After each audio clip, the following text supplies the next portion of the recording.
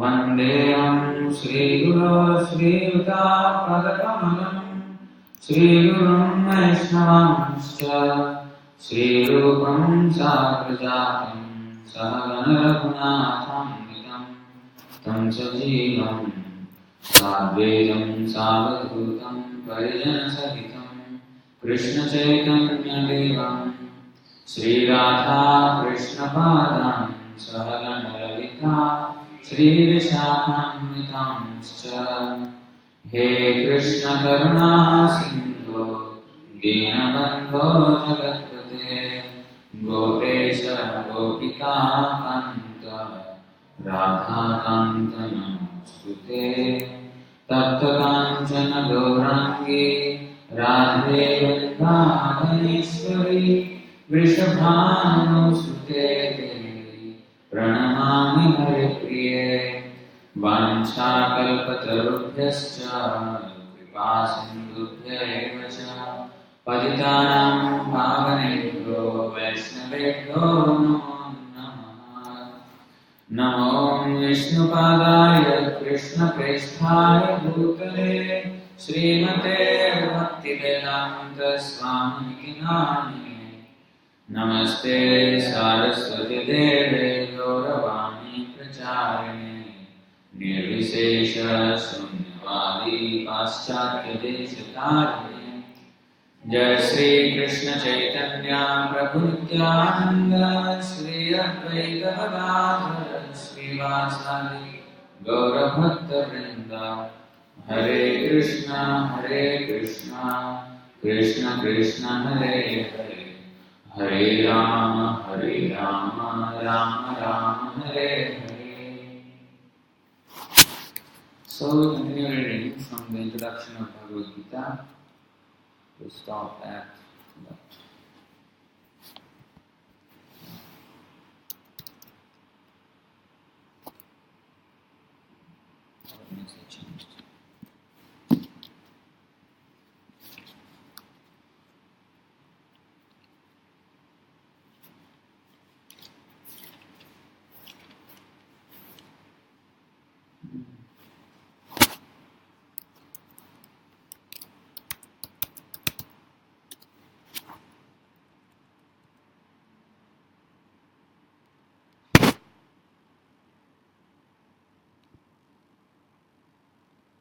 Change this word.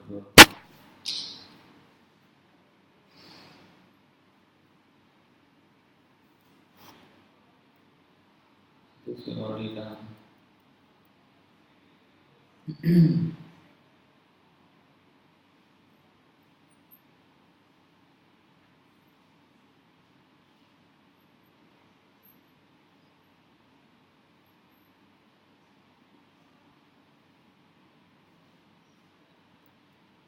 So we'll read from here. Stop somewhere around here. In this world, men are not meant for quarreling like cats and dogs. So here it's, in this world, man is not meant to toil like hogs. See? Anyway, because we can't show the original Bhagavad-gita with proper size of text. So we'll just use this.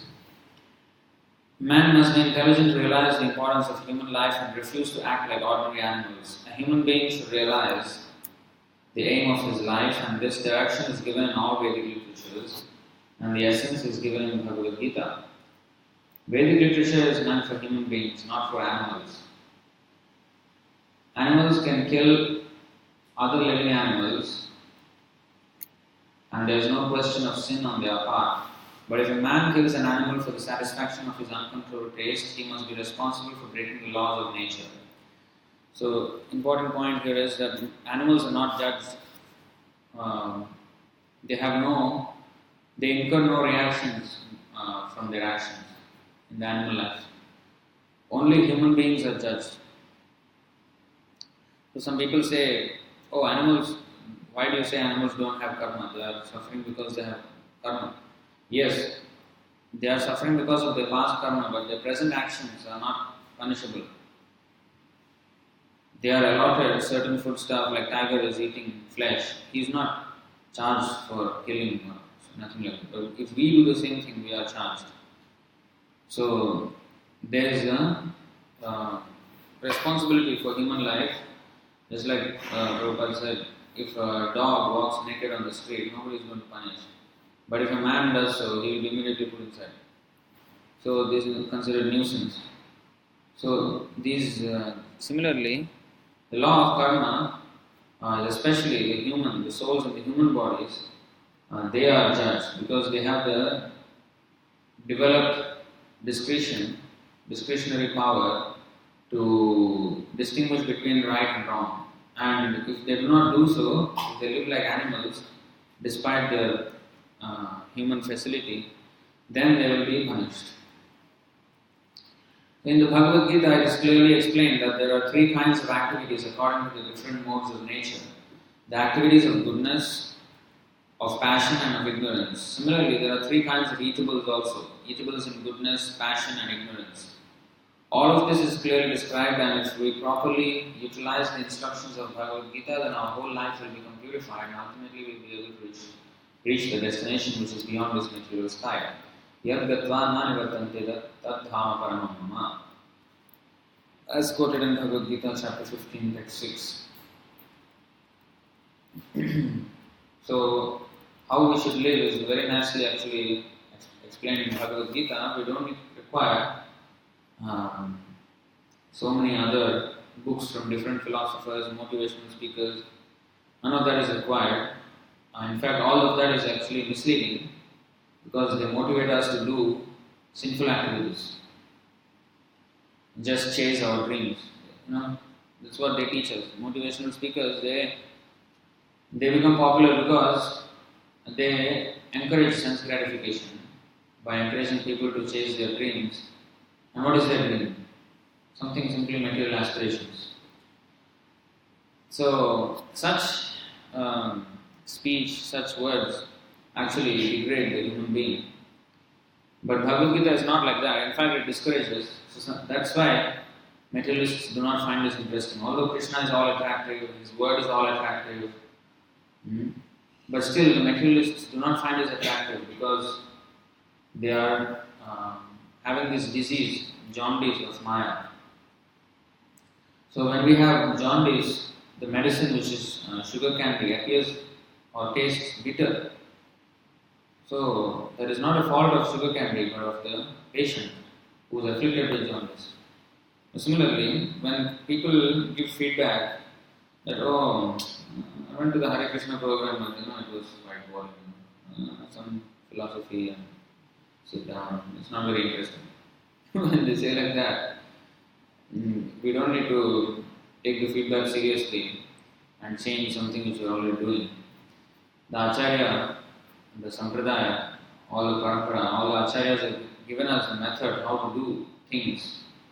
We just have to follow. Prabhupada said, even if nobody comes, you should speak to the four walls.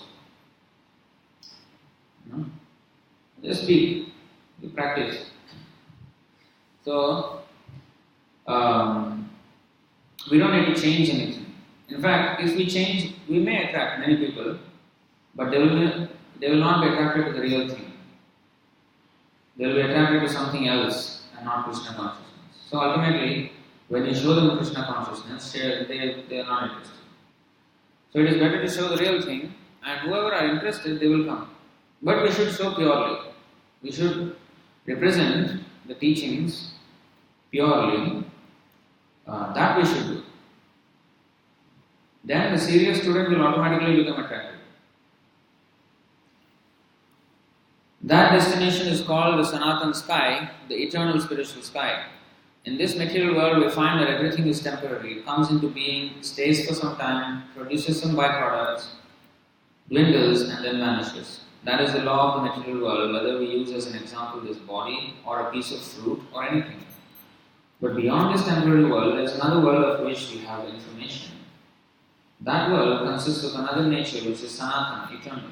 Jiva is also described as Sanatan, eternal. And the Lord is also described as Sanatan in the 11th chapter.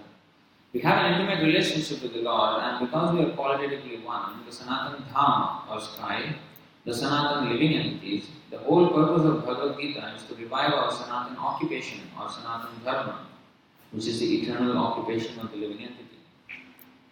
We are temporarily engaged in different activities, but all of these activities can be purified when we give up all these temporary activities and take up the activities which are prescribed by the Supreme Lord. That is called our pure life.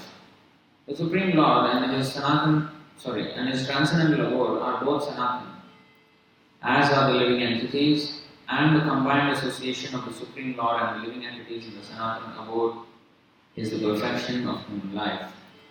The Lord is very kind to the living entities because they are His sons. So Prabhupada explained nicely here.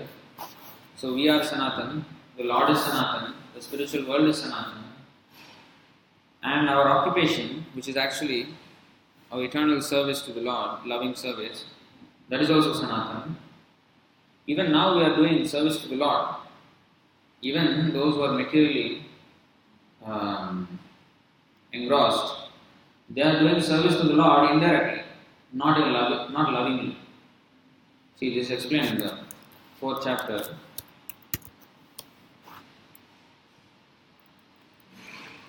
Ye yatha mam prapadyante tam stathaiva bhajamiham mama vartmanu vartante manushya partha sarvasha. See, as all surrender unto me, I reward them accordingly. Everyone follows my path in all respects, O son of Pritha. Everybody is following Krishna. Some willingly and some are being dragged by his agent called Maya. So, this nevertheless does not mean that whatever path we take, we all reach Krishna because everyone is ultimately following Krishna, either this way or that. No, that is not what it means. It means like this, like in the government, like in a country, the government is there and the government has its laws, and some people agree to follow it, and they are in the society, and the criminals, they disobey, they defy the laws. But they are obliged to accept the government laws in another way, which is a more forceful way, in the prison. So, in both ways, they are under the supervision of the government, either by civil department or criminal department. So, in that way, everyone is following the path of the Lord. Some are being chastised by the Lord and some are willingly taking up the service of the Lord. So in this way, as we surrender to Him, if our surrender is zero, then His reciprocation to us is zero. Like, father and son, if the reciprocation. But if the Prime Minister, how much reciprocation he has for his son, may not have the same for a criminal or for a citizen of the state, general citizen. So, how much he is close to a person, that much affection he garners. So, we have to become close. That's why Krishna said, I am revealing this secret to you, Arjuna, because you are my friend and devotee. It's not because you are officially qualified with some credentials. No. And of course, the demons, there is no chance even.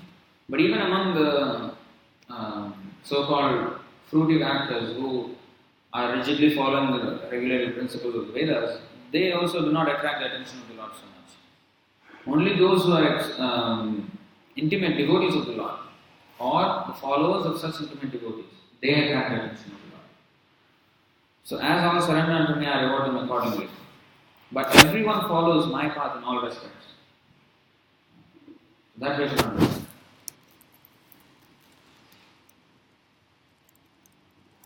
So now also, in this material world, we all are serving the Lord indirectly through His agency Maya. Just like a criminal who does not want to follow the law, then he is put in the jail and he is obliged to follow the law by a different department. He is still serving. He is doing some work there in the prison. He is still serving the country, but in a not so pleasurable way, not so pleasant way. So therefore, similarly, we are also, our position in the material world is not very pleasant, but we are ultimately obliged by the laws of nature, which is nothing but the agent of the Supreme Lord, trusted agent. The Supreme Lord and His transcendental abode are both Sanatana. Okay, we have read this. So, to engage in Sanatana Dharma, to reach the Sanatana Dham, is the perfection of human life. The Lord is very kind to the living entities because they are His sons. Lord Krishna declares in Bhagavad-gita, Sarva Yonishu Kaunteya Aham Bija Pradapita. I am the father of all. Of course, there are all types of living entities according to their various karmas, but here the Lord claims that He is the father of all of them. Therefore, the Lord descends to reclaim all of these fallen conditioned souls, to call them back to the Sanatana eternal sky, so that the Sanatana living entities may regain their eternal Sanatana positions in eternal association with the Lord. The Lord comes Himself in different incarnations, or He sends His confidential servants as sons or His associates or acharyas to reclaim the conditioned souls. So the Lord is on a non-stop campaign to reclaim us. And we are with the same non-stop adamant nature of staying here. It's irony. Therefore, Sanatana Dharma does not refer to any sectarian process of religion. It is the eternal function of the eternal living entities in relationship with the eternal Supreme Lord. See, when I went to Tirupati, there is the Tirumala Tirupati Devasthanam, TTD, which is the trust or the society which manages the whole, not only the temple, even the city, entire city, top of the hill and down. So, they have a wing called Dharma Prachar Parishad. Dharma Prachar Parishad, which is for preaching, as they say, quote, the aim is to preach Hindu Sanatana Dharma all over India. That's their limit. First of all over India. And then Hindu Sanatana Dharma. Hindu is not a word which we should be using at all. Because it is not a sect. This science is not a sect at all. It is not Hinduism. Hinduism is more or less a misrepresentation of Sanatana Dharma. Sanatana Dharma is the broadest understanding of religion. And it is the purest understanding of religion. And all the religions that exist in the world are only offshoots of Sanatana Dharma. So this Sanatana Dharma is an eternal characteristic. It cannot be changed if we just change from one faith to another, It doesn't change. Because our tendency to serve will not change whether or not we change our positions as Muslims or Christians or Hindus or atheists or nationalists or philanthropists. Our tendency to serve does not change. That tendency to serve is actually there in us because we are Jivara Swarupaya Krishna Nitya Das. We are actually eternal servants of Krishna. That's why we are always serving. But because we do not acknowledge the supremacy of Krishna, we serve Him in an indirect way, in a false way, in a wrong way, avidhipurvakam. The word is used in Bhagavad-gita, avidhipurvakam. Vidhi means by regulation, avidhu means against the regulations. So we do this by way of demigod worship or by philanthropy or nationalistic ideas, humanitarian ideas, all these things. So, Sanatana Dharma means actually to return to the service of the Lord. And that is our real Dharma. Sanatana Dharma refers, as stated previously, to the eternal occupation of the living entity. Sripad Ramanujacharya has explained the word Sanatan as that which has neither beginning nor end. So when we speak of Sanatana Dharma, we must take it for granted on the authority of Sripad Ramanujacharya that it has neither beginning nor end. The English word religion is a little different from Sanatana Dharma. Religion conveys the idea of faith, and faith may change. That's exactly what we said just now. So one may have faith in a particular process and he may change this faith and adopt another, but Sanatana Dharma refers to that activity which cannot be changed. Liquidity cannot be taken from water, nor can heat be taken from fire. Similarly, the eternal function of the eternal living entity cannot be taken from the living entity. Sanatana Dharma is eternally integral with the living entity. When we speak of Sanatana Dharma, therefore, we must take it for granted on the authority of Sripad Ramanujacharya that it has neither beginning nor end. That which has neither end nor beginning must not be sectarian, for it cannot be limited by any boundaries. Any religious denomination we take in this world, you can start date somewhere in history. But you cannot trace a start date for Sanatana Dharma. So therefore, it is not limited by any boundaries of time or space and anything. Those belonging to some sectarian faith will wrongly consider that Sanatana Dharma is also sectarian. But if we go deeply into the matter and consider it in the light of modern science, it is possible for us to see that Sanatana Dharma is the business of all the people of the world, nay, of all the living entities of the universe. Non-Sanatana religious faith may have some beginning in the annals of human history, but there is no beginning to the history of Sanatana Dharma because it remains eternally with the living entities. Insofar as the living entities are concerned, the authoritative Shastras state that the living entity has neither birth nor death. In the Gita, it is stated that the living entity is never born and never dies. He is eternal and indestructible, and he continues to live after the destruction of his temporary material body. In reference to the concept of Sanatana Dharma, we must try to understand the concept of religion from the Sanskrit root meaning of the word. Dharma refers to that which is constantly existing with a particular object, or we say characteristic. We conclude that there is heat and light. Heat and light along with fire. Without heat and light, there is no meaning to the word fire. Similarly, we must discover the essential part of the living being, that part which is his constant companion. That constant companion is his eternal quality, and that eternal quality is his eternal religion. When Sanatana Goswami asked Sri Chaitanya Mahaprabhu about the Swarup of every living being, the Lord replied that the Swarupa, or constitutional position of the living being, is the rendering of service to the Supreme Personality of Godhead. If we analyze this statement of Lord Chaitanya's, we can easily see that every living being is constantly engaged in rendering service to another living being. A living being serves other living beings in various capacities. By doing so, the living entity enjoys life. The lower animals serve human beings as servants, serve their master. A serves B master, B serves C master, and C serves D master, and so on. Under these circumstances, we can see that one friend serves another friend, the mother serves the son, the wife serves the husband serves the wife, and so on. If we go on searching in this spirit, it will be seen that there is no exception in the society of living beings to the activity of service. The politician presents his manifesto for the public to convince them of his capacity for service. The voters therefore give the politician their valuable votes, thinking that he will render valuable service to society. The shopkeeper serves the customer, and the artisan serves the capitalist.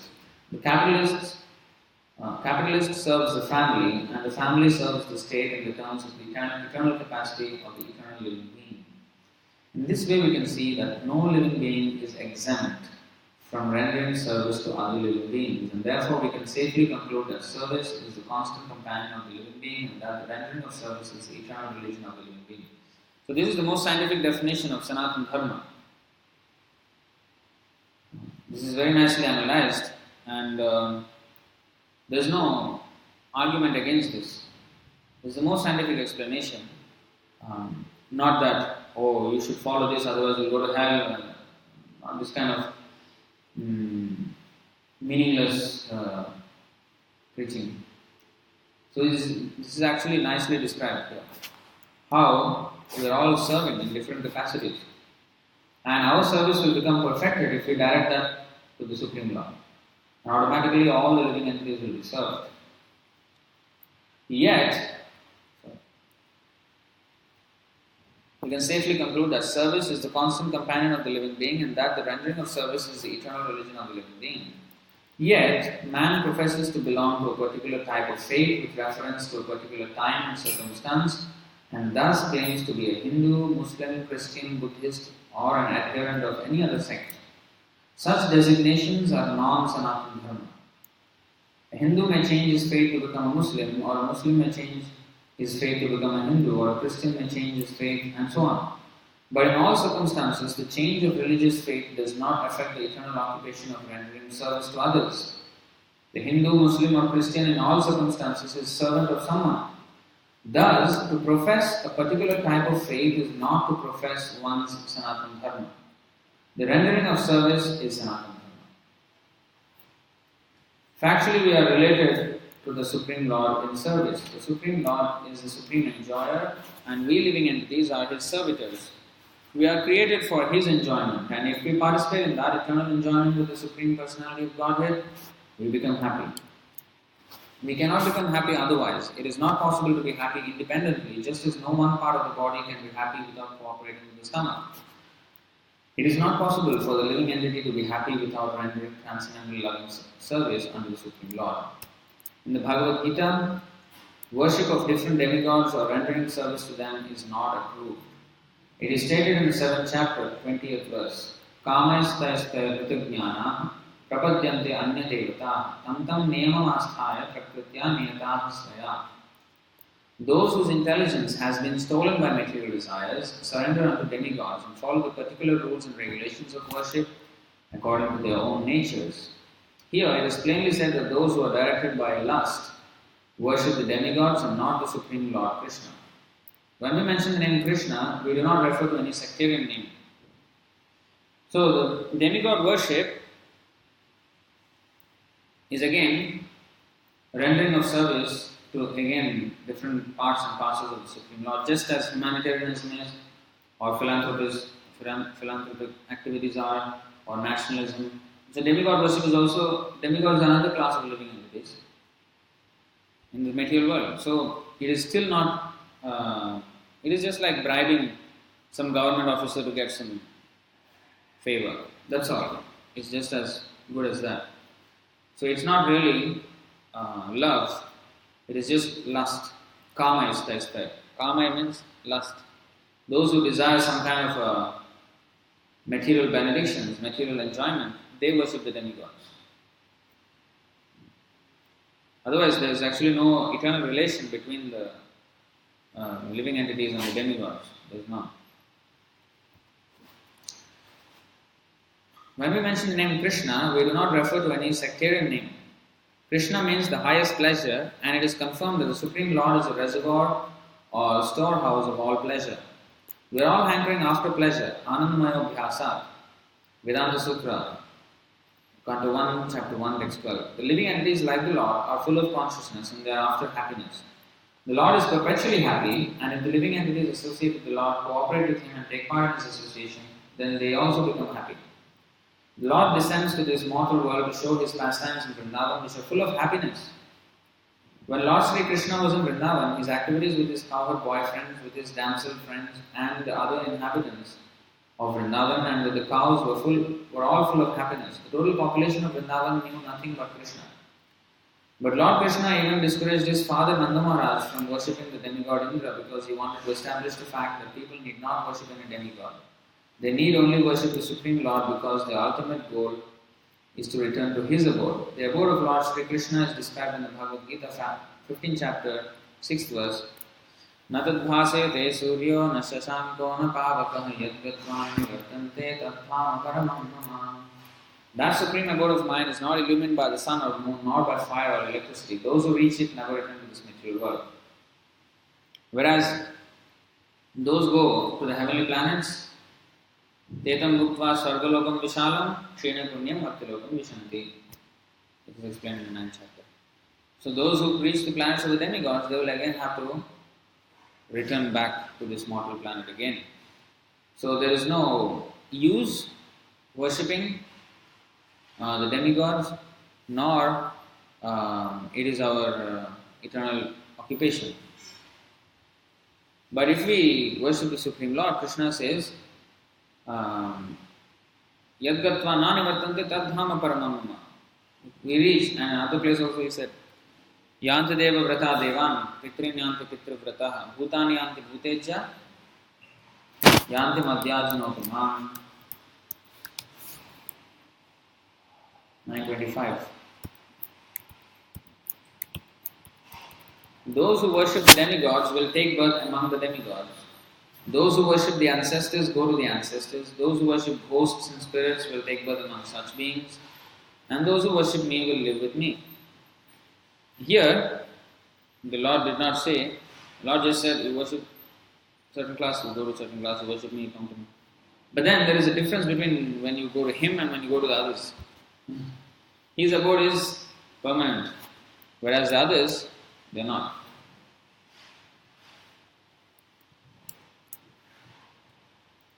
Those who reach it never return to this material world. That's the point. That's the important point there. This verse gives a description of that eternal sky. Of course, we have a material conception of the sky and we think of it in relationship to the sun, moon, stars and so on. But in this verse, the Lord states that in the eternal sky there is no need for the sun, nor for the moon, nor electricity, or fire of any kind, because the spiritual sky is already illuminated by the Brahma Jyoti, the rays emanating from the Supreme Lord. We are trying with difficulty to reach other planets, but it is not difficult to understand the abode of the Supreme Lord. This abode is referred to as Goloka. In the Brahma Samhita 537, it is beautifully described. Goloka eva nivasati akhilatma bhuta. The Lord resides eternally in his abode Goloka, yet he can be approached from this world. And to this end, the Lord comes to manifest his real form, Satchidananda Vigraha. When he manifests this form, there is no need for our imagining what he looks like. To discourage such imaginative speculation, he descends and exhibits himself as he is, as Shyam-Sundar. So, man is made in the image of God, is what is also explained in the Bible. So it is not that it is our speculation because we have a certain body, so we imagine God with a certain body also, like us. No, it's not our imagination. It is his own form. It is standard descriptions that are given by great souls who have seen the Lord, like Lord Brahma is explaining. Yam Sham Sundaram Achintya Gunasvarupam Govindam Adi Purusham Tamaham Bhajami. So, he's explaining, and many others, even Arjuna saw. So these are the authorized descriptions of the Lord. So our Murti puja that we do is also authorized. Because we are not speculating here and creating some form which we like. No. It's authorized form. Unfortunately, the less intelligent deride him because he comes as one of us and plays with us as a human being. But because of this, we should not consider the Lord one of us. So this verse is actually, Prabhupada is quoting this one. You know which one? Avajananti mam mudha manushim tanumashritam param bhavam ajananto mama bhuta maheshwaram. It's easy to remember, 9:11. Fools. Fools deride me when I descend in the human form. They do not know my transcendental nature as the Supreme Lord of all that be. So he walks among us, just like if a king enters the prison house to just see how things are going on.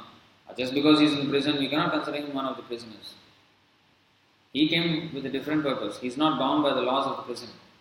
He is just coming there to supervise or set things right. So similarly, the Lord is coming here to set things right, and although he walks among us, he is not one of us. In fact, he comes not only among us, he even comes among the animals. He comes even among the trees as incarnation. It's explained here by Prahlad Maharaj. Itham nirtir yag rishideva chashavatare lokan vibhavayasi hamsi jagat pratipan dharmam mahapurusha pasi yugana vrittam channa kalo yadabhavasti yugotha sarvam. This is by Prahlad Maharaj. Actually, in this verse, he indicates the appearance of Chaitanya Mahaprabhu. See that. In this way, my Lord, you appear in various incarnations as a human being, an animal, a great saint, a demigod, a fish, or a tortoise, thus maintaining the entire creation in different planetary systems and killing the demoniac principles. According to the age, O my Lord, you protect the principles of religion. In the age of Kali, however, you do not assert yourself as the Supreme Personality of Godhead, and therefore you are known as Triyuga, or the Lord who appears in 3 yugas. Although he comes in all 4 yugas, but he does not assert himself as a Supreme Personality. In Bhagavad-gita, Krishna says, there is nobody equal to or above me. He clearly stated, but in Chaitanya Mahaprabhu's incarnation, he never said that. So that's why he's called Tri Yuga. Why he did not do that? Because he wants to discourage others who would falsely claim that they are also God. So he set the example himself as a devotee, being an incarnation of God himself. He came as a devotee and he set an example of how we should behave and how we should not.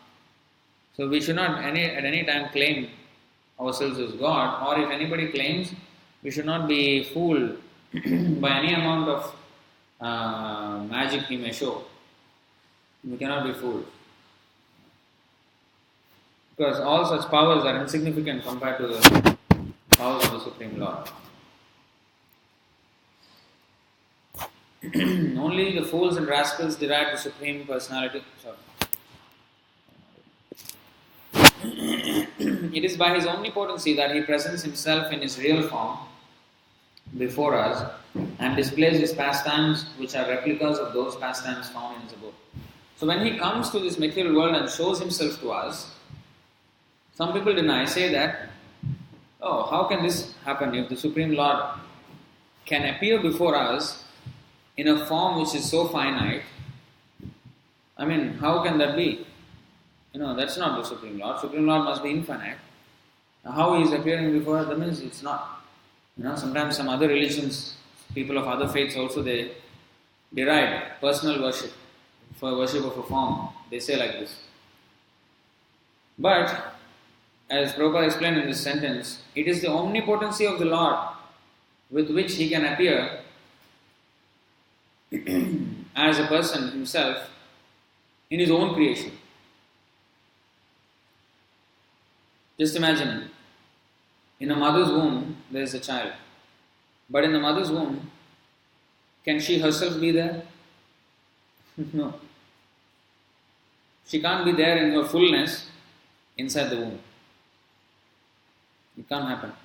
But it is the omnipotent. Because we have a materialistic idea of who the Lord is. We compare, this is the thing. Avajanante Mamudha, that's not the fools deride me when I descend in the human form. To calculate the Lord like us, that is foolish. It constitutes a lack of proper knowledge of the Lord. So if we think that, if Krishna comes in this, in a way, in a form among us, like another person, and you say that everything belongs to the Lord, everything is within the Lord, but then within everything I can see the Lord here. That exactly what happened when Krishna opened his mouth, when Yashoda, his mother, asked him to open his mouth, and she saw inside, and the whole universe is everything, and this universe and this planet, and she herself was there inside. So how did that happen? How everything is situated within Krishna, and Krishna at the same time was appearing in that creation in His fullness. This is absolutely bewildering. With any amount of material, intellectual stretching of the mind or intellect, we cannot understand these things. That's why it's called achintya, inconceivable. We have to accept the inconceivable potency of the Lord, otherwise there's no meaning to the word God. We cannot logically explain God. He has to be beyond our logic. If He can be grasped by logic, that means logic must be superior to the Lord. You cannot be. The Lord is the supreme, so nothing can grasp Him. Only one thing, love. That Yashoda, she tied him with a rope. So that is by love. Actually the rope also could not tie. Every time she was adding more and more rope, although he was a small boy, all the rope in the house was always 2 inches short. Until Krishna allowed her to tie, then she could tie. So even if he is bound, he is only bound by his own will. If he allows to be bound, then he will be bound. But he mentions that out of love I am bound. Otherwise he cannot be bound. So this understanding has to be fundamental. If we accept him as a supreme, supreme in all respects, within and beyond our understanding. We should accept him as inconceivable. Achintya should be there. Achintya khaluye bhava natam starkena yojayet. There is this verse.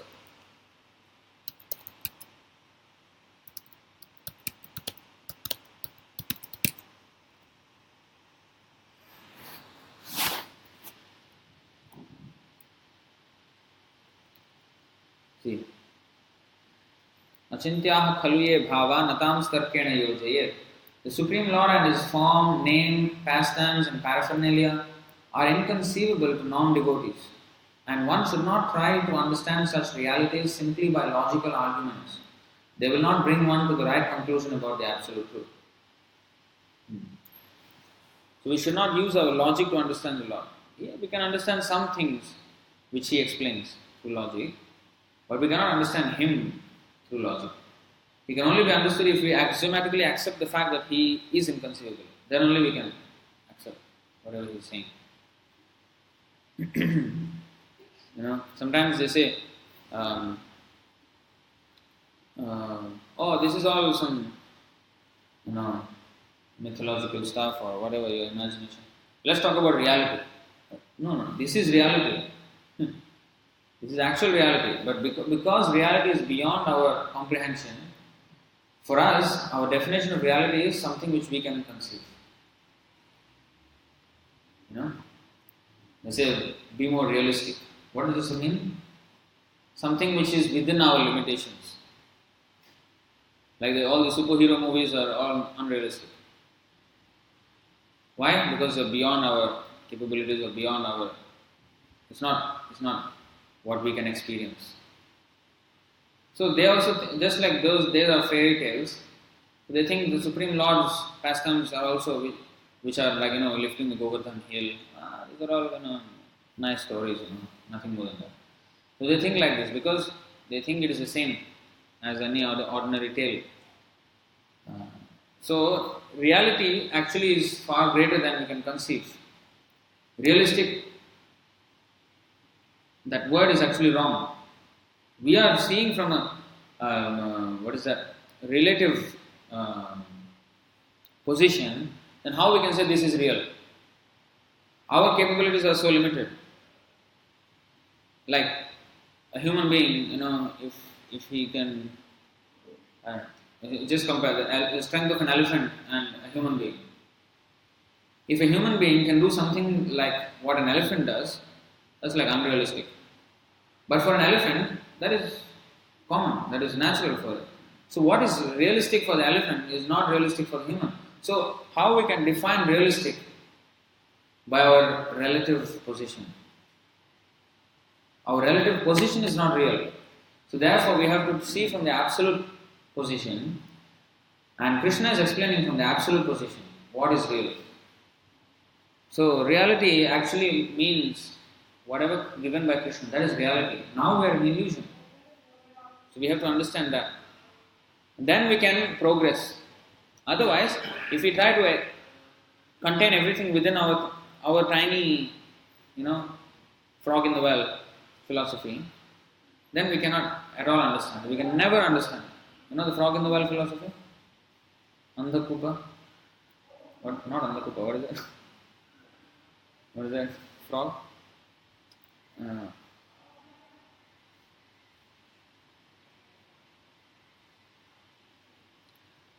Forgot Sanskrit word. So it is a logic of the frog in the well. That means there was a frog in a well, which was like 3 feet wide.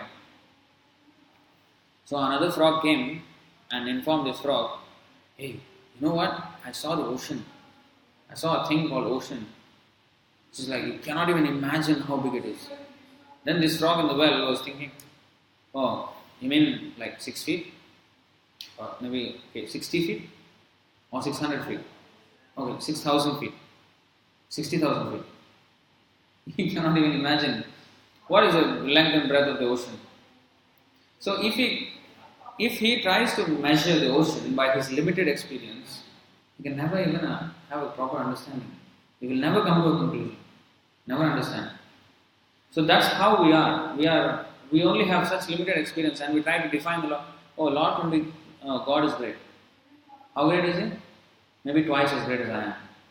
Or 10 times as great as I am. 100 times. No, we cannot even imagine. It's like the frog in the well. So therefore we should not use our mind to calculate the Lord. So one should not try to understand such realities simply by logical arguments. They will not bring one to the right conclusion about the absolute truth. See? Going back.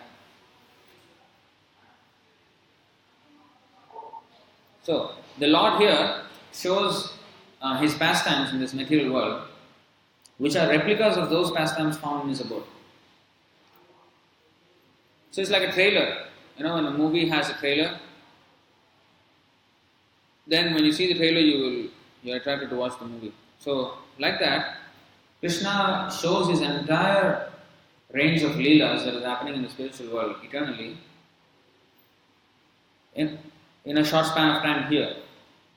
So that not only the people who see them there at that time, but also people who hear of them as we are doing, we can all benefit and be attracted to join the Lord in His actual. This is also actual, it's something fake. No. There's no difference between, that's why they say, not only in the pastimes of the Lord, but also in the place, the Vrindavan, when you go to India, Vrindavan, that Vrindavan is non-different from Golok Vrindavan planet in the spiritual sky. So this is called Gokul Vrindavan, and that is called Golok Vrindavan in the spiritual sky. So, but there's no difference. Absolutely. Nanda Maharaj had 900,000 cows. And all his city, his town, everybody had cows, so many cows, hundreds of thousands. And Nanda Maharaj was a king, he had 900,000 cows. And Krishna was tending calves as a cowherd boy. Oh, we see pictures of Krishna playing with some 20 boys. No, it was not like that. It is impossible to actually depict. The number of cows, there was no limit to the number of cows that Krishna was tending. Nobody could count. And he had to call, you know how he used to call the cows? He used to have a japmala, like we have 108 beads. He has 108 beads. So one bead he will say one name. And this group of cows will come, which are again thousands of them in one group.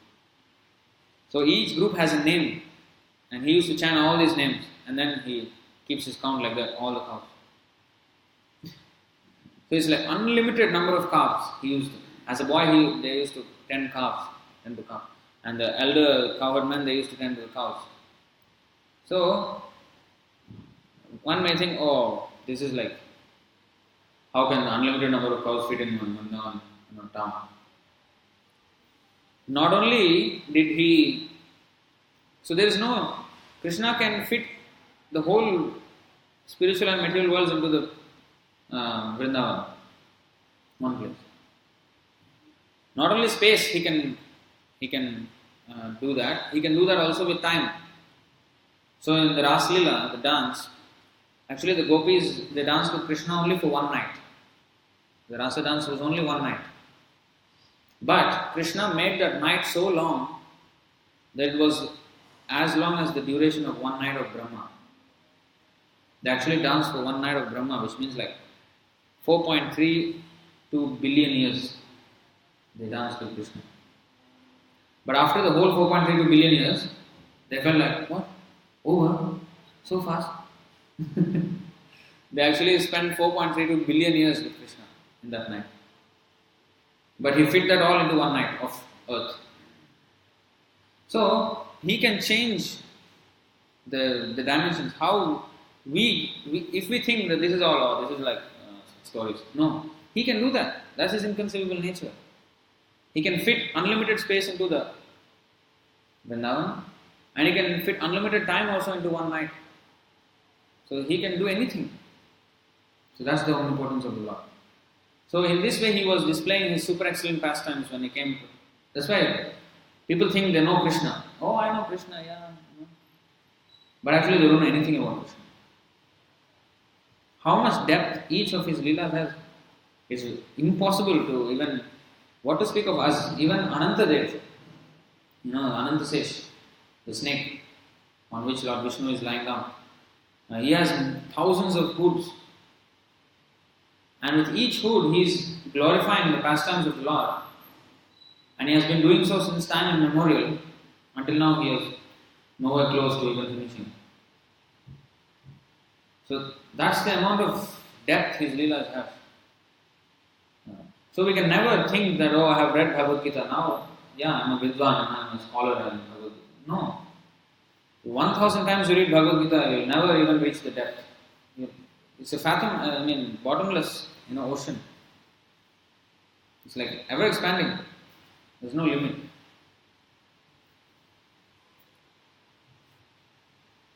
In the effulgent rays of the spiritual sky, there are innumerable planets floating. So planets are called dvipas. Dvip is actually an island. Dvip is an island. So just like in the sea there is islands, so the whole space, the space itself is considered like a sea. And these planets are like islands in this ocean of space, 3D. So in the effulgent rays of the spiritual sky, there are innumerable planets. So there are innumerable Vaikuntha planets floating in the spiritual sky. The Brahma Jyoti emanates from the supreme abode, Krishna Loka, and the Anandamaya, Chinmaya planets which are not material float in those rays. Chinmaya means spiritual. Chitmaya. Anandamaya, full of happiness, not like this material world where there is death. It's called Martyaloka. This material world is called Martyaloka. Whereas that is called Ananda Chinmaya, full of Satchitananda. The Lord says, Na tadbhasayate suryo, na shashanko, na pavaka, yad gatva na nivartante tad dhama paramamama. Bhagavad-gita chapter 15, text 6. One who can approach that spiritual sky is not required to descend again to the material sky. So this is a land of no return. Nobody will return here again. In the material sky, even if we approach the highest planet, Brahmaloka, what to speak of the moon, we will find the same conditions of life, namely birth, death, old age and disease. No planet in the material universe is free from these four principles of material existence. Like we can go in the plane so high, again we have to land. We cannot stay there forever. Similarly, in this material world, however high we may climb, we have to again come back.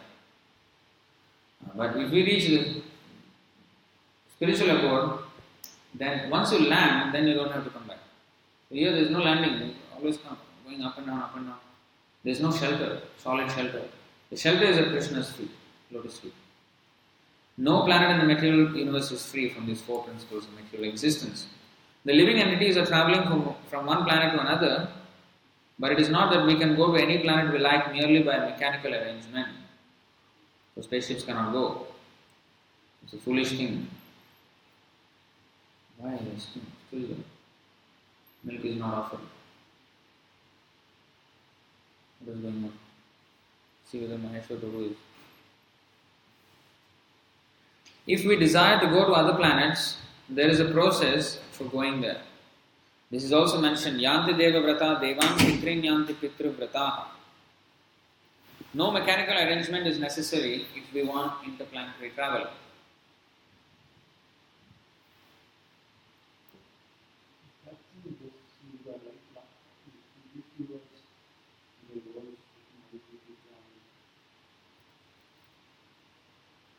Interplanetary travel was there, but not the way these scientists are doing. So now I think I mentioned this, Stephen Hawking, he came up with this nanocraft thing, he wants to go to Alpha Centauri, spending $100 million in the first experiment to go there. Pure waste of money, time, efforts and everything. Pure waste. Nobody is going to achieve anything. In fact, we have written an article, next issue of the magazine will come. So, how this mission is a failure and how it can be made a success if they hear the version of the Vedas. So there is some tweaking required to the mission and it can be actually a success. The tweak is that first of all they have to give up the stupid idea of this $100 million mission. They just have to chant Hare Krishna, they will go farther than even Alpha Centauri. Actually that's the fact. So we have written that, so that is there in the coming magazine. The Gita instructs Yanti Deva Vrata Devan. The moon, the sun, and higher planets are called Svargaloka. There are three different statuses of planets: higher, middle, and lower planetary systems. The Earth belongs to the middle planetary system. Bhagavad-gita informs us how to travel to the higher planetary systems, Devaloka, with a very simple formula. Yanti Deva Vrata Devan. One need only worship the particular demigod of that particular planet and in that way go to the moon, the sun, or any of the higher planetary systems. Yet Bhagavad-gita does not advise us to go to any of the planets in this material world, because even if you go to Brahmaloka, the highest planet, through some sort of mechanical contrivance by maybe traveling for 40,000 years, and who would live that long, we will still find the material inconveniences of birth, death, disease, and old age. So once they go to Alpha Centauri, and then they're going to still die. What's the point in going there? Why did they go there? Why did they, if they ever go there? I don't think they'll ever go there. But one who wants to approach the supreme planet, Krishna Loka, or any of the other planets within the spiritual sky, will not meet with these material inconveniences. Amongst all of the planets in the spiritual sky, there is one supreme planet called Goloka Vrindavan, which is the original planet and the abode of the original personality of Godhead, Sri Krishna. All of this information is given in Bhagavad Gita, and we are given, through its instruction, information how to leave the material world and begin a truly blissful life in the spiritual sky. In the 15th chapter of the Bhagavad Gita, the real picture of the material world is given. It is said there, Urdhva Moolam Matha Shakham Aswatham Prahurapyayam Chandamsi Yasya Parnani Yastam Veda Savedavit. Here the material world is described as a tree whose roots are upwards and branches are below. We have experience of a tree whose roots are upward. If one stands on the bank of a river or any reservoir of water, he can see that the trees reflected in the water are upside down. The branches go downward and the roots upward. Similarly, this material world is a reflection of the spiritual world. The material world is but a shadow of reality.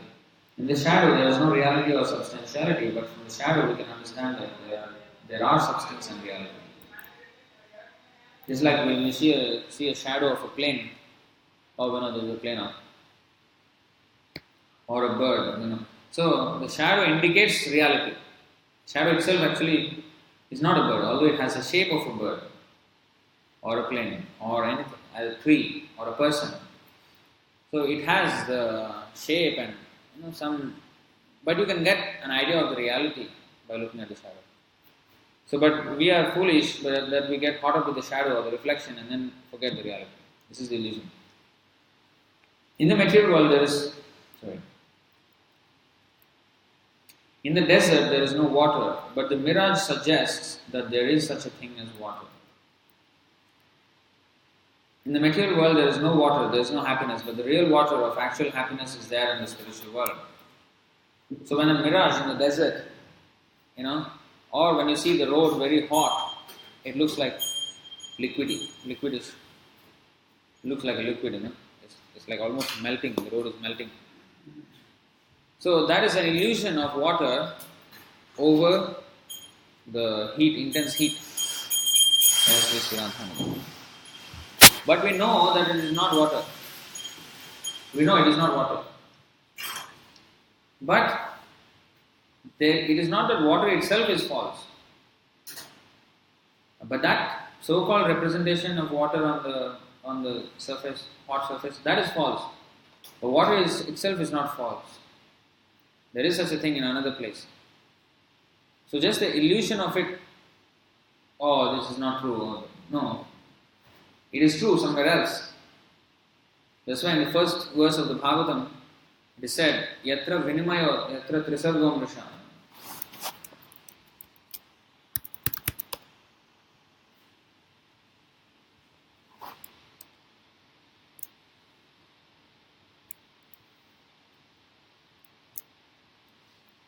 It's a long verse, but I just want to show this thing. Muhyanti yat surayah tejo varim mridam yatha vinimayo yatra trisargam risha. These words. This is, what does it mean? I'll just take that part of the verse.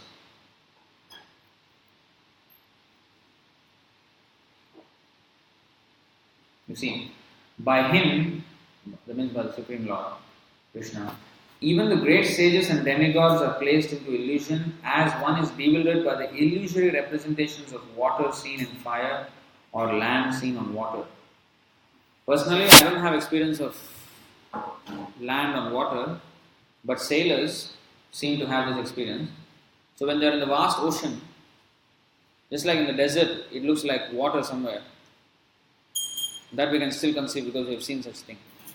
But sailors say that in the water, when you're going on and on and on, just water and water, they see actually something land, like a land, which is actually not there. They see there's an island there, actually it's not there. So that's another illusion. So because in the desert we long for water, and the illusion is also placed like that, like the water is there. No?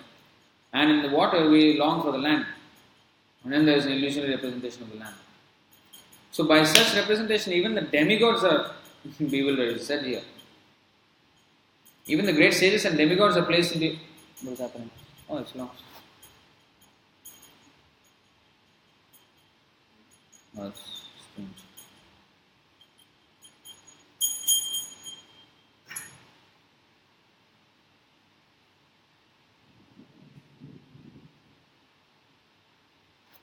The people online can see it, but... Yeah. Anyway. So here it is said that even the great sages and demigods are placed into illusion as one is bewildered by the illusory representations of water seen in fire or land seen on water. So in this way, Maya is very illusory.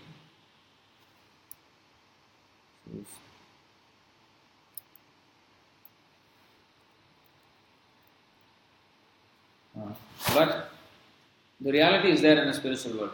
So whatever we see here is a reflection. Like there is so-called friendship, there is so-called, love. All these things are actually illusory. This is a reflection of reality that exists in the spiritual world. All these relationships exist eternally there with Krishna. So therefore, we should not get caught up with these temporary relationships and have infatuation for them.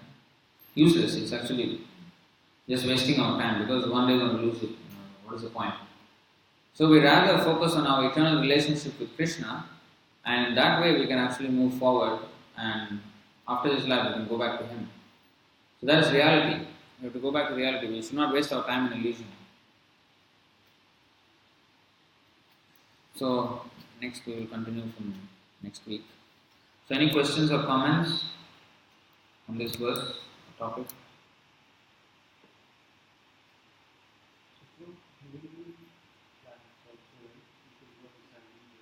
Mm-hmm.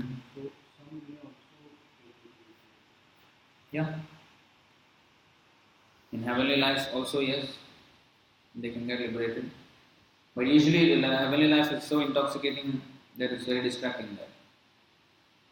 Therefore, it is better on earth for self-realization.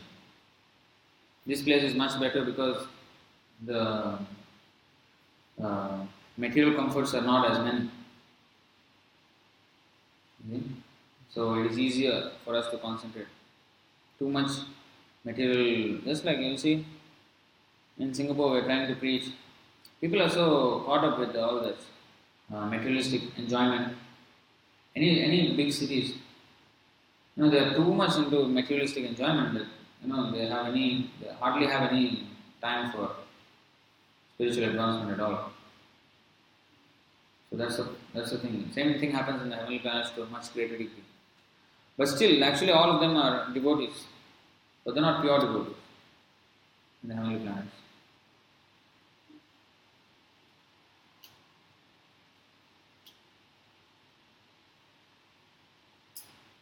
So when you said earlier, three yuga. Three yuga, you said that Lord comes in three yuga, and in Kali yuga, he comes for the Yeah, three yuga. Three yuga means because he asserts himself as Supreme Personality of God in the three yugas. Whereas here, no. Kali yuga, he does not assert. Prabhu, not a dāsa case to you, not to the power, if there is no fire, no moon, no sun, then what is the source of life? Name the source of life. That's explained in the question is that when there is no sun, moon or electricity or fire in the spiritual world, what is the source of life? So that's explained in the Prabhupada's purport. So Krishna's bodily effulgence from his body, the light that is coming, that is explained in Brahma Samhita, we can see. Yasya prabha prabhavato jagadanda koti koti svasesha vasudhasi vibhuti pinnam.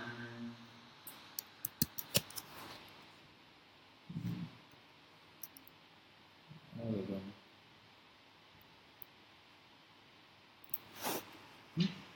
Yeah. Oh, this is one.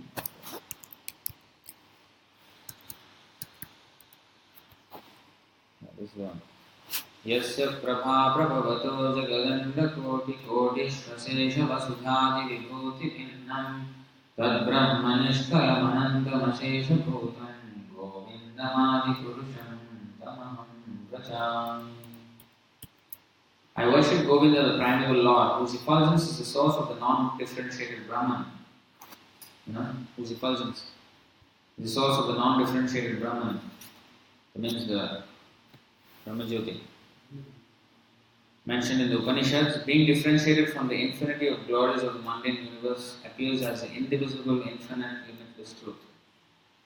So this is the explanation of this verse. Yasya prabha, light. So Krishna's body. Yes, Brahma-jyoti is the light, coming from Krishna's body. Krishna's body is the source of the light. Any other questions? No questions online as well. So we'll stop here. Anything else? Grantha Srimad Bhagavad-gita ki, Srila Prabhupada ki, Jaya Srila Prabhupada.